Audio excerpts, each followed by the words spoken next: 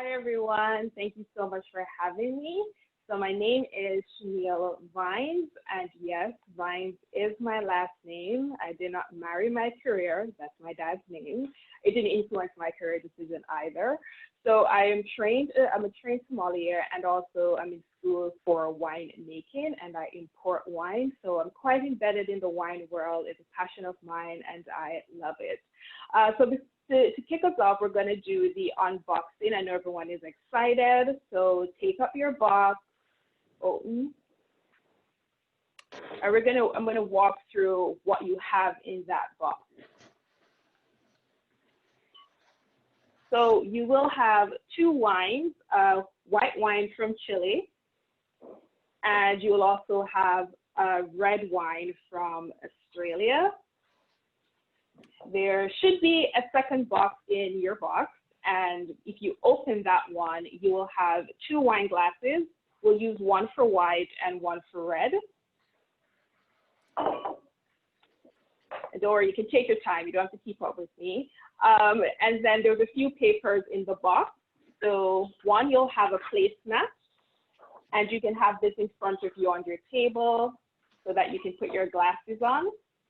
There is also a little tool that we will be using, and it looks like this. On one side, there's an aroma wheel, and on the other side, there's a color hue guide that we will refer to.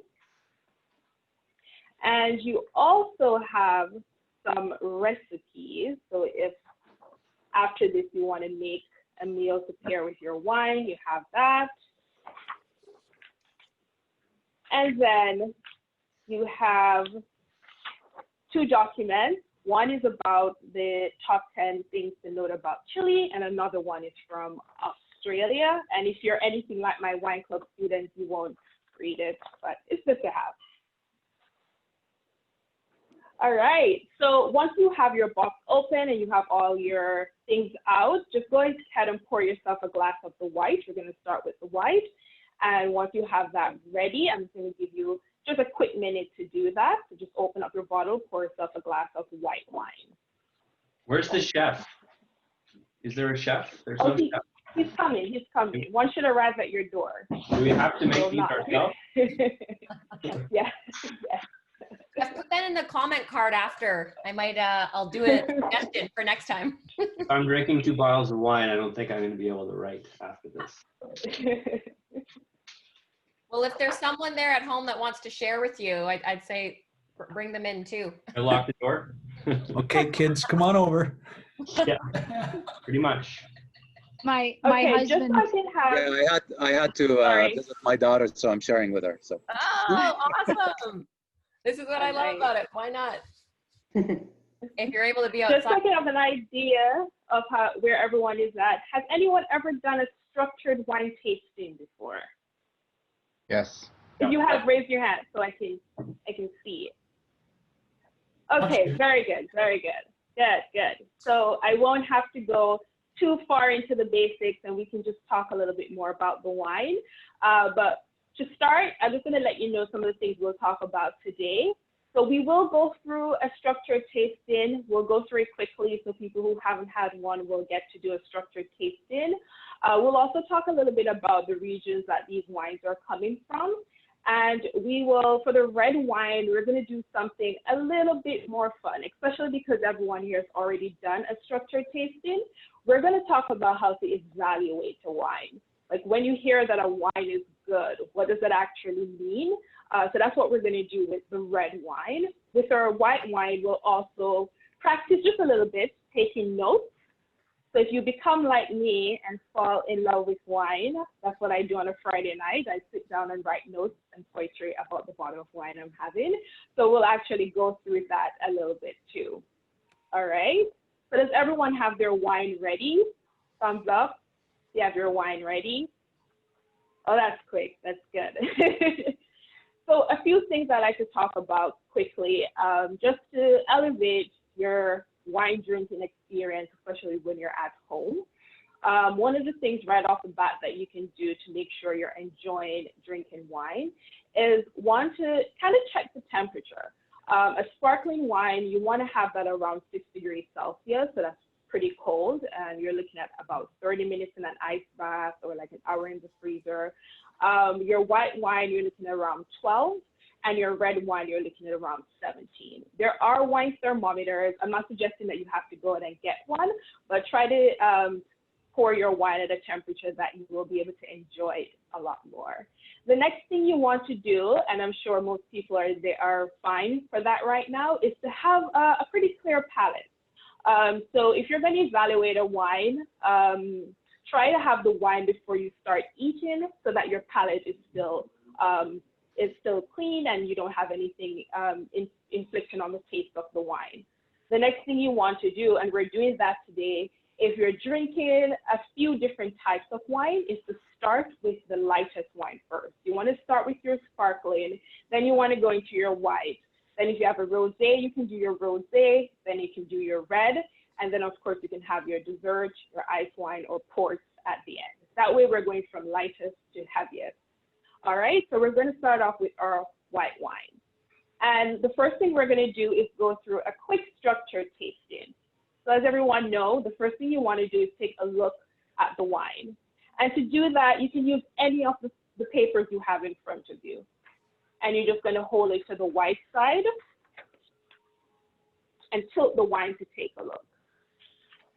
And the reason why you're using a white paper is because if you just hold up the wine like this, anything behind the wine will start distorting the color, and you won't be able to get a good impression of the color. So that's the only reason you're using a white background. All right, I see most people doing it, very good. And then you can use your color hue. So this is where this comes in. And what you're doing is you're trying to assess what is in your glass. So the color of the wine can tell you a few things, and one of it is the varietal. In studies, we actually have to do that, which is a little crazy, but it can kind of tell you what to also expect. So for example, if you're poured a glass of Chardonnay and you see that it has more greenish hues versus a little bit more warmer hues, you know that that wine hasn't been on oak. So it can tell you a little bit about what to expect from the varietal. But the most important thing you're looking for is clarity. If you ever get the opportunity or go to a winery somewhere and someone pulls out an old wine, you want to check to make sure the wine is not cloudy. Cloudy kind of suggests that the wine has already gone bad, and to save yourself from that experience, which is actually a horrible experience to drink a wine that's already gone bad, that's what you're looking for. The next thing you can look for, and I like this tip more, is to check. You can tilt the wine glass a little like this, and you're checking from the core, so that's right here, to the rim of the glass. And what you're looking for is color consistency. If the color of the wine, and you'll see it better in the red, we'll take a quick look at the red when we pour it. If the color of the wine persists from the core to the tip, then you have a wine that's extremely high in alcohol. If the wine fades out, a wine that has less alcohol will actually fade out to almost looking like water by the time it gets to the tip. And you can see in this wine that it does hold its color quite a bit, actually very good for a white wine. So this is probably going to be on the higher end of alcohol for a white wine, but you can see that it fades out a little bit. So that is what you're looking for. Now the next step is one of my favorites. I think I've started to love this more than even tasting wine, is you're going to smell. And to prepare the wine to smell, you're just going to give it a swirl. So you can hold it in your hand and do this, or you can have it on the table and give it a swirl. And then you're going to smell. And when you're smelling, you're just dipping your nose and really pulling in some of the aromas. Now, it's really tough to attach words to scent. Everything, all of our perception, sight, hearing, it goes through the thalamus, which is our really center of our brain. The only thing that doesn't is scent. And that's why as humans, we find it so difficult to pay attention and to label scent. So this aroma wheel here helps with that. And the way it works is you go from the inside and out.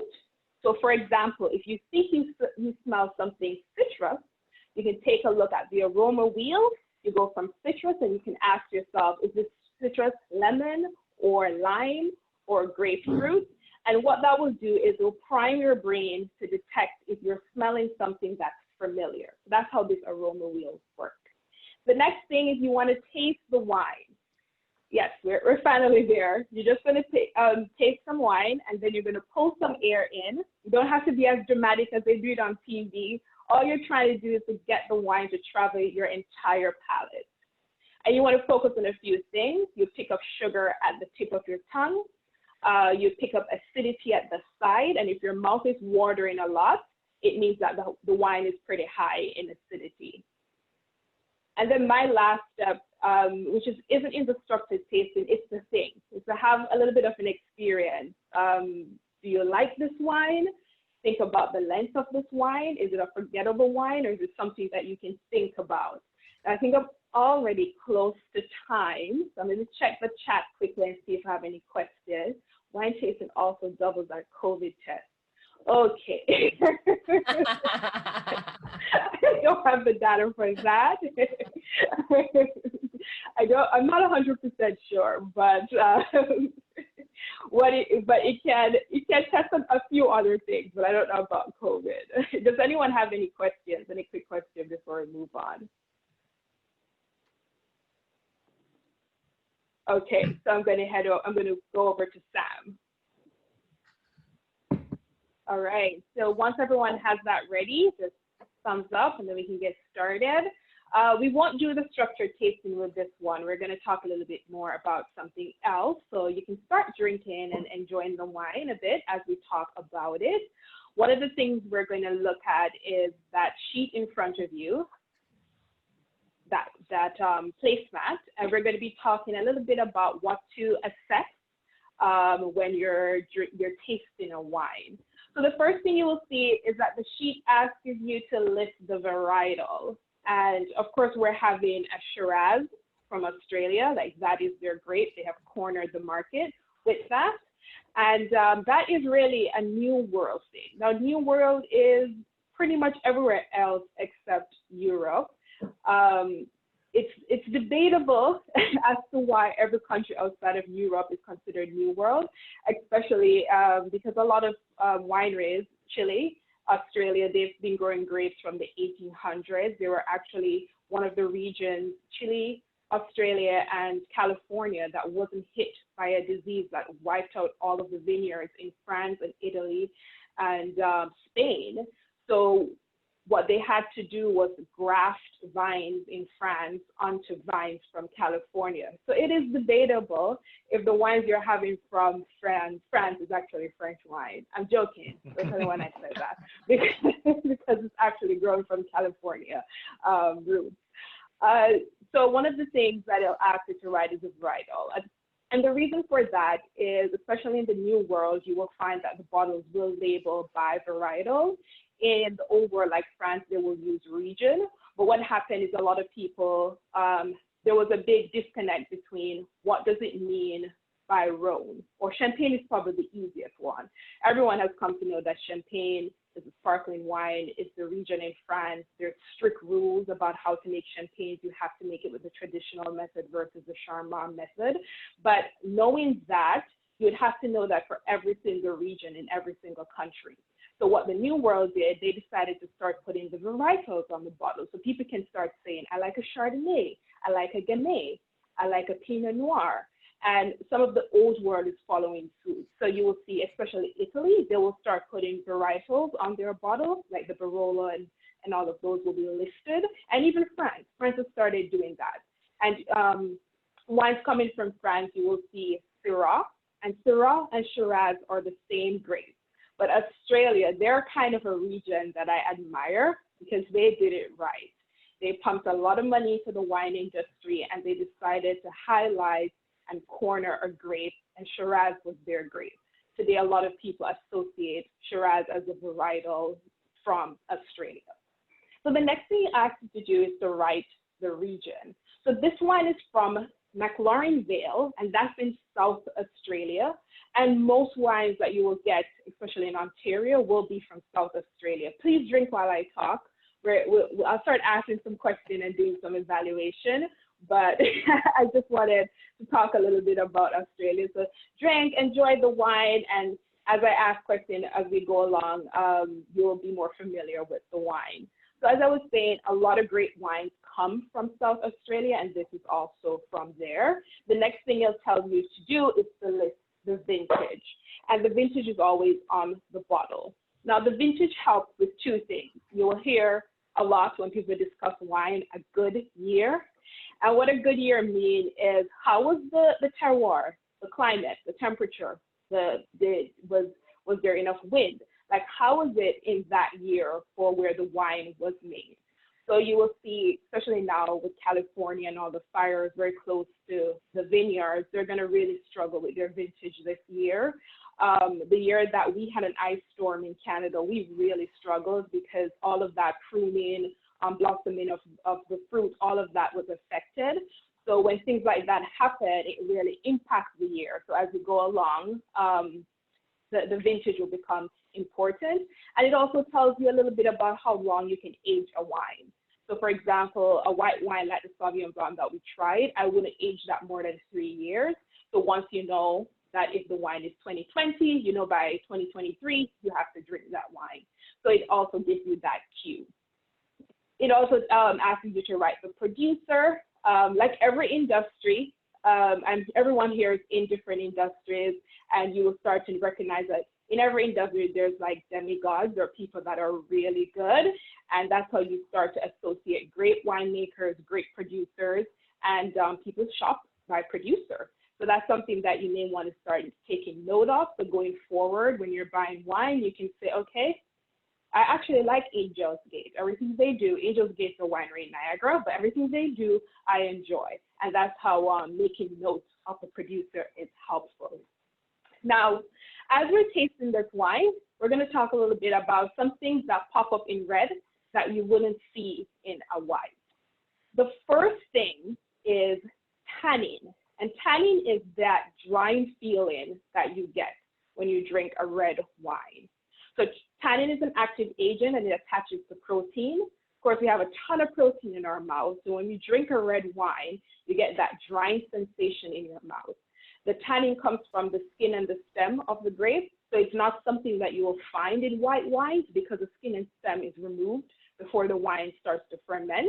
But you'll find a lot of that in red, especially a red that is heavy in alcohol. It will have a ton of tannin. So that's just that drying sensation, and it's not to be confused with a dry wine. A dry wine just means low sugar.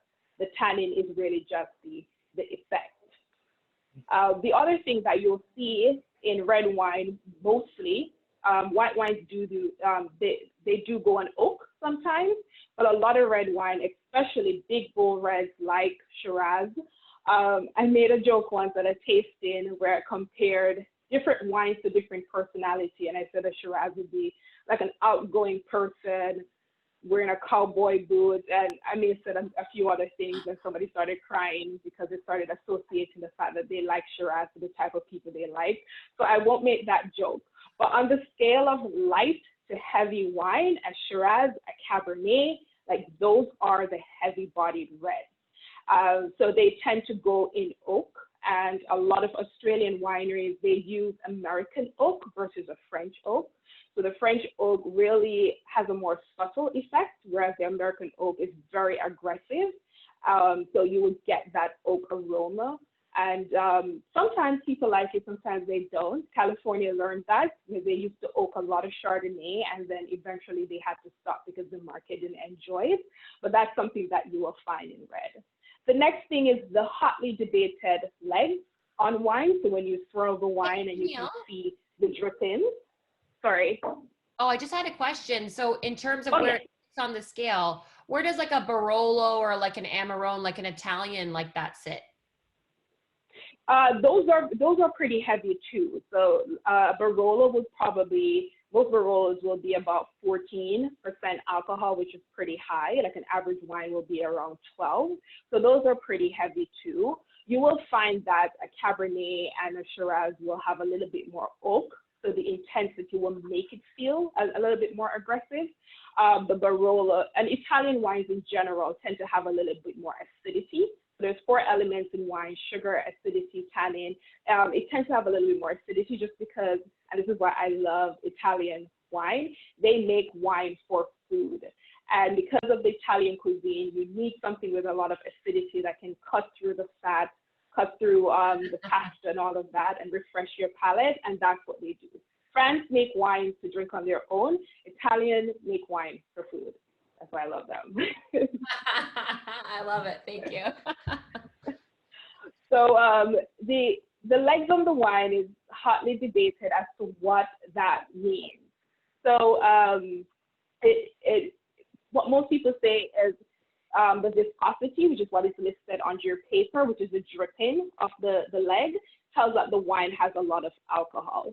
And that's more of a correlation versus a causation. A wine that is heavy-bodied and the body can be impacted by either the alcohol or the sugar will do that. So it doesn't necessarily mean that the wine is heavy in alcohol. It could just be the sugar.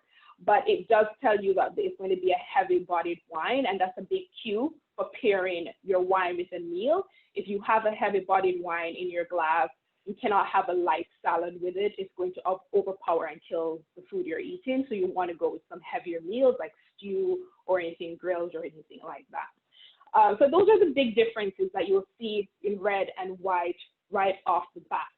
Now we're going to evaluate what it means for a wine to be good. So I'm sure you have seen wines with stickers. This one has a sticker on it. You've seen gold stickers on wine where wines get scores.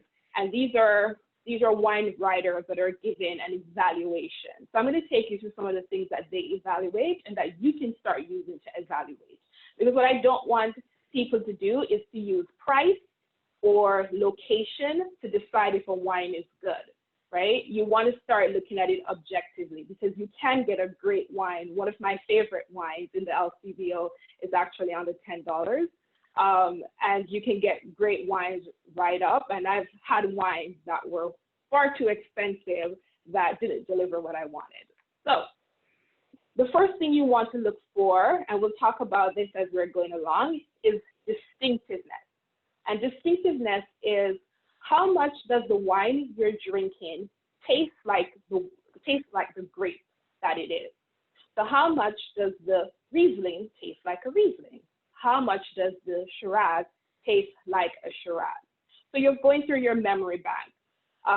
So I'll ask the question, does anyone find that this doesn't meet the expectation of a Shiraz, or do you think that, yes, this is a Shiraz, had it before? Let me see, hands up if it meets your expectation of what a Shiraz is. Okay, and that's very important for winemakers. I'll use our region for an example. We have a body called VQA, Vintners Quality Assurance, and distinctiveness is extremely important. So if your wine doesn't taste like the varietal is expected in Niagara, you cannot get you cannot be licensed as under VQA, and a lot of different regions do the same thing. The next thing you want to look for is balance and integration. Now people interchange those words, but they're a little bit different. Balance is looking at all the elements of the wine. If they all balance, they're all in equilibrium, right? So you're looking at acidity, sugar, tannin, do they all work together? Whereas integration is looking at, do they do something special?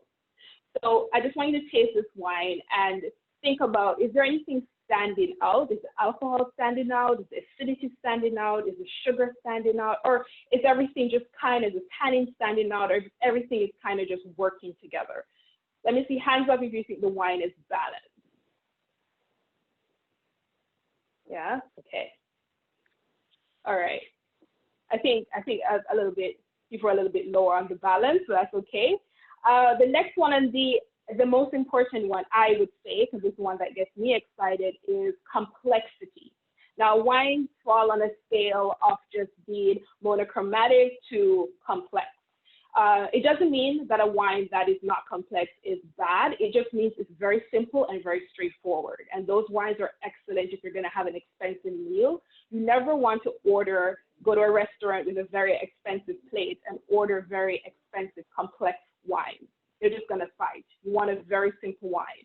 But if you're having a more simpler dish, then you can have a very complex wine. And you assess complexity by every time you return to the wine, you find something different, right? It means the same thing as a complex person. Every time you meet the wine, it does and says something different. The next one is the length. And that's just the persistence of the wine on your palate. So after you drink it, did you just forget the wine, or did it linger? Do you remember something about the wine? How is the length on this wine? Is it long or short? Long, hands up. Okay, very good. Most Shiraz will have a little bit more length just because they're so heavy. The next one is connectedness. Now, when you have the wine, if no one told you that this was a Shiraz from Australia, would you know? And this is why I say Australia is very, very smart, because for the most part, once you have a Shiraz, you know it's an Australian wine, and primarily because the grape is actually called a Syrah. So in Ontario and France, you will get a Syrah, not a Shiraz. So Australia rebranded Shiraz, and that matches the style. A Syrah will be a little bit lighter. It will be heavier than a Pinot Noir, but it won't be as heavy as a Shiraz, even though it's the same grape. So that's what it means by connectedness. If you've tasted and no one told you where it was from, would you be able to tell that it was a Shiraz? And then the last thing, most important, is do you like it? Do you like the wine? That's very important. And that is also key to if you're shopping based on recommendation. Some wine writers won't have the same palate that you have. So you have to be wary, because they may score high on a few things, but they may like the wine and you might not. It doesn't mean that you're not able to judge a wine. It just means that you don't like it. But those are the things that you can use to evaluate a wine, so that going forward, you can start deciding about things that you like and the type of things you want a wine to do. All right, these times are very short, but does anyone have any questions? It's Rome. I have a question about white wines. As someone said, or I read somewhere, that white wines don't age. You just kind of, as much as red wines. Is that true? Oh yeah, that's definitely true. So most white wines, the longest you'll be able to keep them is 3 years. If it was oak, you'll be able to keep it a little bit longer. And the biggest reason is because tannin is what gives the wine longevity and structure. And tannin, it comes from the skin of the grape. And that's, red wine is the only wine that sits in contact with the skin, because that's how it gets the color. So white wine is made from red grapes. It's just that they extract the skin before you start fermentation. So without the tannin from the skin and the stem, you won't be able to age it as long. Mm-hmm. All right, thank you. If you get a wine that you really like this year, a 2020, does it get any better if you keep it till 2025? By get better, it depends on what you want the wine to do. So some wines do get better with age, just because when it's bottled, it might be a lot more aggressive, similar to what a decanter does to wine. So you might open a wine, pour it, and taste it and don't like it, but if you allow the wine to breathe a little bit more, it will taste a little bit better. So maturity does do that, but you always want to get the tips from the winemaker as to how long to keep the wine. They tend to have backup bottles, so they are testing and telling people that, okay, this is a good year to open your bottle. Sometimes they get it wrong. So I bought a bunch of 89 bottles because I wanted bottles to celebrate my 30th. And out of the 5, only one of them was drinkable. So sometimes the wineries, they get it wrong. But it can allow a wine that is bottled very aggressive to really calm down and show some other beauty. You know what, Chanel? I was at a wine tour and someone had said that you technically should leave the wine open for 30 minutes before you drink it.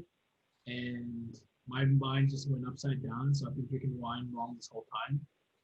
But the backup was just to get an aerator, and boom, so I love it. Yes. It's like, really, you should wait.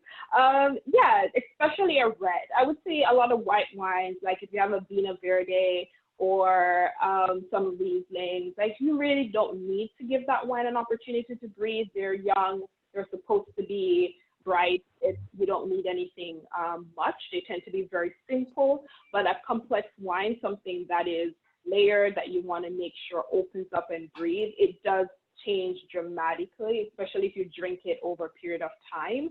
So I have a lot of wine tasting and we'll be sitting together as a group over a 2-hour period, and a wine that you start drinking on the first hour tastes so much different by the time you're wrapping up towards the end of the night. So if you can give the wine an opportunity to breathe, or run it through an aerator, or if you have like a bigger, like a vase or something larger, just pour the wine in and do it from the side, the same way you would do like if you're doing a beer, so that you can catch some air as you're pouring. Okay, so if there's no more questions, I guess I can go give it back over to Sam, and I'm sure if there's anything else that pops up, you can always let me know or let Sam know, and I can send some information over. But thank you so much. It was a pleasure with tasting with you guys.